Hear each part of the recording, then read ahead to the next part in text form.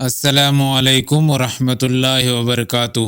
بے پردگی کے 15 نقصانات۔ حضرت عبداللہ ابن عباس رضی اللہ عنہ کا فرمان ان الفاظ میں ہے کہ مسلمان عورت کو جب کسی مجبوری سے باہر نکلنا پڑے تو ان کو جلباب یعنی بڑی چادریں اپنے سروں پر اس طرح اوڑھ لینا چاہیے کہ رخسار، گردن، گلا اور سینے پوری طرح چھپ جائے، اور راستہ دیکھنے کے لیے صرف ایک آنکھ کھلی ہونی چاہیے۔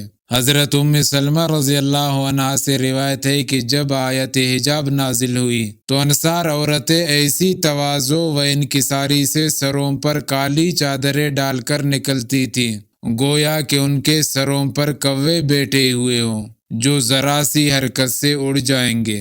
بے پردگی کے نقصانات۔ بے پردگی اللہ تعالیٰ سے بغاوت ہے۔ بے پردگی جاہلیت اور مغربی تہذیب کی تقلید ہے۔ بے پردہ عورت کا تہمت سے بچنا مشکل ہے۔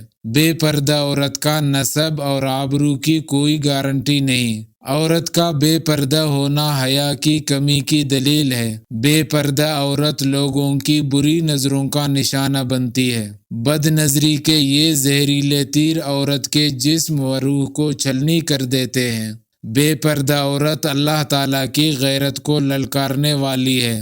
بے پردہ عورت اپنی عزت کی حفاظت نہیں کر پاتی۔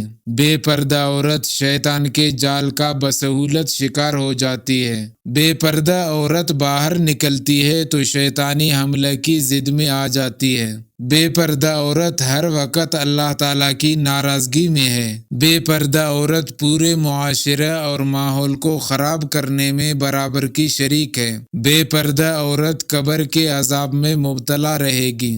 بے پردہ عورت چاہے کتنا ہی مالدار ہو، سکون بھری زندگی گزارنے سے محروم رہتی ہے۔ ہمیں چاہیے کہ اپنے بیٹیوں کی اچھی تربیت کریں، کیونکہ ایک لڑکے کی تربیت ایک فرد کی تربیت ہوتی ہے اور ایک لڑکی کی تربیت پورے خاندان کی تربیت ہوتی ہے۔